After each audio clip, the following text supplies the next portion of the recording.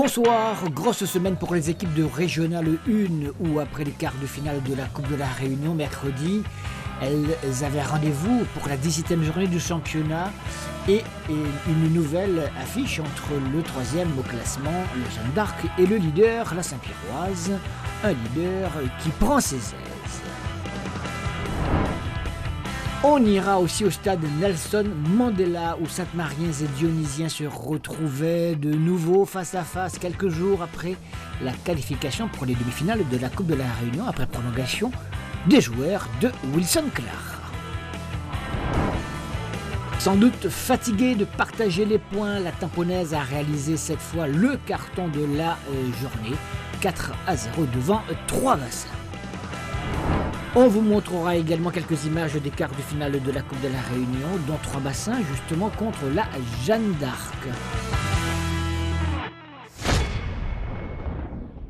Un stade de l'Embarquise du Port archi-comble pour cette affiche tant attendue entre ces deux équipes rivales et qui ont pourtant eu du mal à proposer un jeu de bonne facture, l'enjeu prévalant une fois encore sur le jeu. La faute aussi sans doute au pressing exercé par les joueurs de Christian Dafreville dès le coup d'envoi et la première ouverture dès la première minute sur ce corner de Joël Damour repris à bout portant par Jean-Michel Fontaine. Les Saint-Pierrois refroidissent donc d'entrée les ardeurs portoises et maîtrisent la situation au point d'inscrire un deuxième but par le même Jean-Michel Fontaine sur coup franc de Gérard Hubert, l'ex-portois, mais Didier Ringuin, l'arbitre, estime que l'attaquant avait commis une faute. Alors que la Jeanne d'Arc a du mal à se remettre de ce premier but encaissé rapidement, cette faute et le coup franc permet à Adrien Bord de servir Douniamia qui flirte le cuir avec le sommet du crâne, un but partout, score à la mi-temps.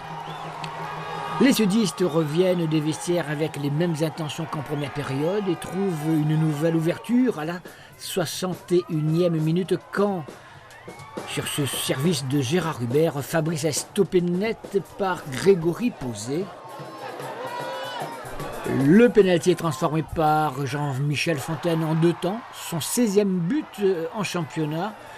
Et un temps de retard coupable des défenseurs portois probablement alors que Grégory Posé avait pu repousser la première tentative du meilleur buteur du championnat. Voilà, gagner chez nous et parce qu'on n'avait pas perdu, bon, on accepte notre défaite, mais on va travailler, on sera toujours présent jusqu'à la fin de saison parce qu'on sait que ce leader il se déplace chez pas mal d'équipes de tête et voilà, on sera toujours derrière à travailler et à y croire jusqu'au bout. 2-1 au vu de la maîtrise affichée par les Saint-Pierrois, il ne pouvait plus se passer grand-chose si ce n'est de nouvelles occasions franches pour Angie Vardapin qui sollicite ici Grégory Posé ou encore ce vilain tacle de Miranville sur Alexis Sialachamba qui relève, je vous le rappelle, tout juste d'une longue immobilisation pour blessure grave. Le carton rouge inévitable pour Miranville à deviner derrière le grillage et une équipe portoise dont la fébrilité s'illustre encore avec ce raté inhabituel de son goal qui se rachète immédiatement après pour empêcher le score d'être un peu plus lourd. Et on retrouvera ces deux équipes face à face dans 15 jours en demi-finale de la Coupe de France régionale. On est venu gagner ici, c'était pas facile. Avant le match, tous les portois les voyaient vainqueurs aujourd'hui, ils étaient sûrs d'eux. Je pense qu'on a fait un gros match, surtout au niveau mental. Et puis on a essayé de mettre des choses en place pour ennuyer cette équipe qui va très vite. Et je crois qu'on a réussi. Nouveau face-à-face en 4 jours entre les Sainte-Mariens en bleu et les jaunes et verts dionysiens. Cette fois, c'est pour le compte du championnat où la Sainte-Marienne se positionne dans le sillage du leader Saint-Pierrois. Les nombreuses absences de part et d'autre, à cause de blessures, offrent du temps de jeu à quelques jeunes joueurs et n'empêchent pas le rythme soutenu que l'on a pu voir en première période. Et 2 buts y seront inscrits. Le premier, œuvre de Charles-Henri Gladisson, qui lobe Nicolas Château très joliment. On joue depuis 26 minutes.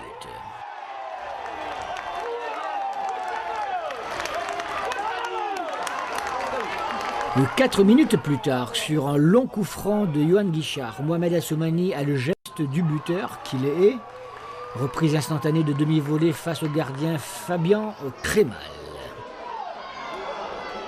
Je n'avais pas caché que c'était le match de coupe qui avait énormément d'importance. Donc voilà, aujourd'hui on reste dans l'objectif du club, c'est-à-dire d'aller essayer d'atteindre que ce soit la finale de la Coupe de la Réunion ou la Coupe de France.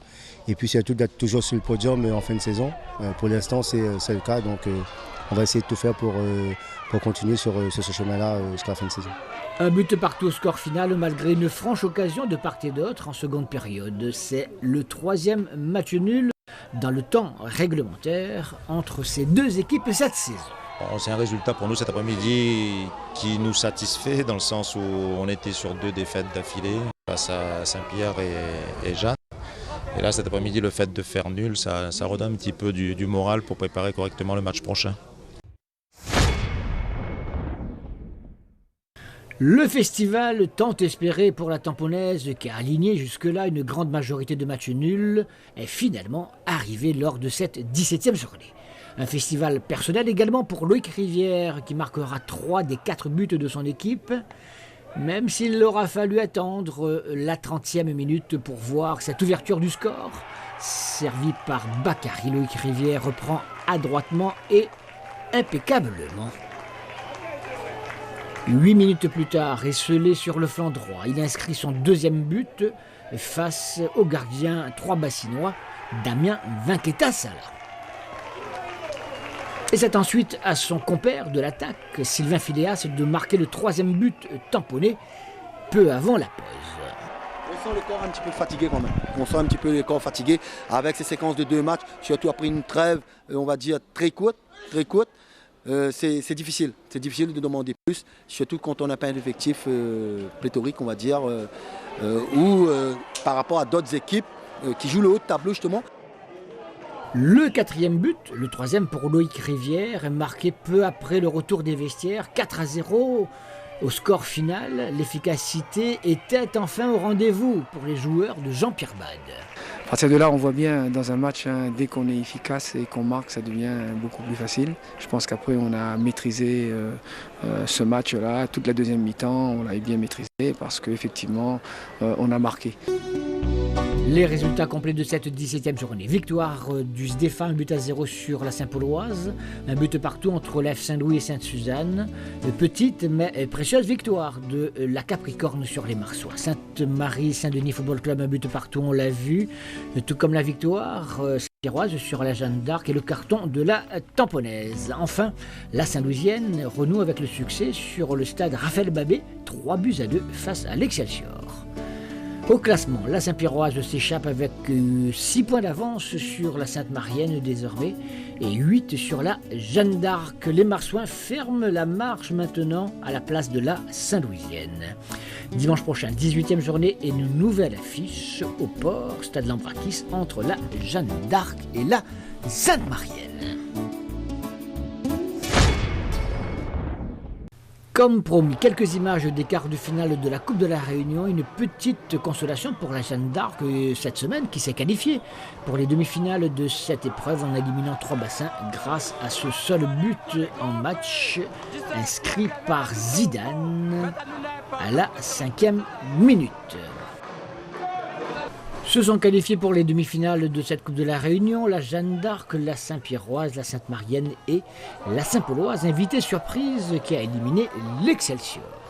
À lundi prochain, 19h50, salut.